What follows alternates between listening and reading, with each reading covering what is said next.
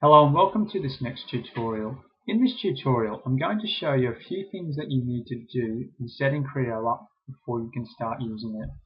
Now, one really important thing you'll need to do is to create a folder in My Documents, and this folder is going to basically be where all of your files are going to be sent. So it's that one location. So make sure you set that up. Now we're back in the home screen for Creo. What you're going to do here is select Working Directory, click on that icon, and then I want you to navigate your way through to that folder you created and select OK. Now you've selected your working directory, you can start. So we're going to click on this icon in the top left hand corner, and this is just create a new model. So left mouse click on that, and you'll notice a window appear. And what it's asking us is a few things. The type, so we have all these different types of files we can start to work on. And what we're going to start off with is just a part. Keep it as a solid, change the name, this will just be a sketch. And I'll keep everything as it is for the time being. So select OK. Now what you'll notice a few things up here. First we'll start off with the top. We have a few tabs up the top and they give you different options in your menu with it. Okay? So you start off with model, analysis, annotate, render, etc. The model tab is the main one that you're going to need to be using. Okay, so you'll notice whenever you hover your cursor over any of these applications, a little blue box will appear, and that gives you the name of what the application is and a brief description of what it does. Okay, so for example, extrude, you can see there that it gives you a brief description. Moving down to the left on the side here, this is the model tree. Now, you have at the moment the planes, and that's all that's in there. This will be very handy when you start modeling up to be able to edit your model. Once you go into the middle of your screen, you'll see three different planes. Okay, if you hover over the top of them, once again, it will tell you what the plane is. And this is what we're going to start off with sketching. Okay, and you also have another important menu down the bottom. Okay, this will help you when you are sketching up and modeling your 3D model. Okay, we'll get into that a little bit later. What we're going to do is we'll start off with a sketch. So I'm just going to select any plane. You can sketch onto a plane or a surface. At the moment we don't have a surface, so we're going to sketch onto a plane. So I've highlighted the plane and we're going to go sketch. Okay. At the moment you'll notice, so I can scroll out or zoom in, you'll notice that it's in the 3D view at the moment. To sketch accurately, you want to be sketching into a 2D plane. Down the bottom here is how we can change our view. So if you hover over this sketch view icon and you click on that, you'll notice that it's reoriented that view into a 2D view. If I hold down on my scroll wheel and I move my cursor, you can see that it's now moved that view again. If I want to go back to that 2D view, I can simply click back on my sketch view.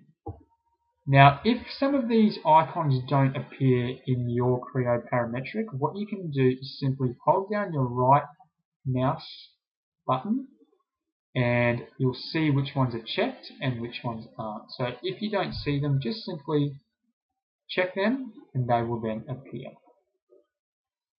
Okay, we'll start off with something very, very simple to sketch. So I'm going to go into rectangle, and you'll notice there's a drop-down arrow, and it gives us the option of 4 different rectangles. I'm going to start off with a center rectangle, okay, because that's very easy. And to make it easy for myself, I'm going to start in the center of all the planes. So left mouse click, and I'm going to drag that out. You'll notice the H and the V that means that both of those geometry are the same. If I left mouse click, that will then set the size that I have there, and if I hold down on my scroll wheel for about 1 second and release, you'll notice that it's now shaded and we have some dimensions that have appeared. We can now edit these dimensions. If you double click on that, then you can type in a dimension, double click again, and you can alter that dimension. Okay, very, very easy. What we're going to do now is I might go onto a circle, and you'll notice, so there are some different options for a circle. I'm going to have a center point circle, and you'll notice, so I can scroll in, and you'll notice I'm hovering my cursor and it snaps to that line. Okay, so it will snap to geometry there. If I move my cursor over, you can see a little M has appeared. That means midpoint. So I'm going to click on there. I want this to be in the midpoint, and I'm going to drag my circle out and just randomly left mouse click, and you'll notice that there's that little X is still on my cursor. So I'm still in the circle mode. So I could do another circle at the moment, but what I want to do is I want to get out. To do that, you can do two things. You can press the escape key on your keyboard, or you can hold down your center, your scroll wheel on your mouse for 1 second and then release it, and you are now out of the circle. You can now double click on the dimension and we can change that to a defined dimension. What I'm going to do now is we might show you how to use a deleting tool. So if we go up here, this is delete segment. So if you click on delete segment, and if you hover your cursor over a piece of geometry that you want to be removed and click on it, it will remove that. Okay. So once again, hover over the geometry, it will highlight green, and that will be removed in these couple of lines.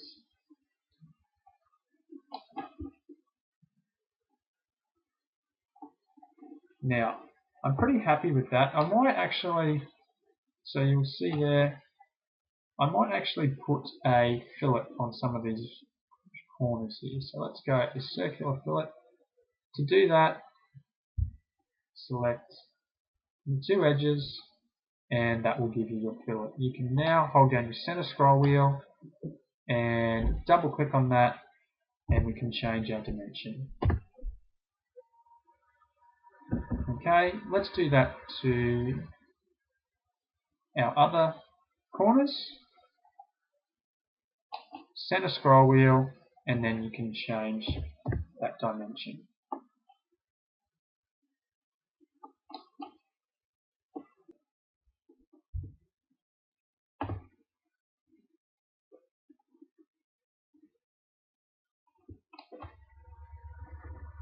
And we've got that there. So one more.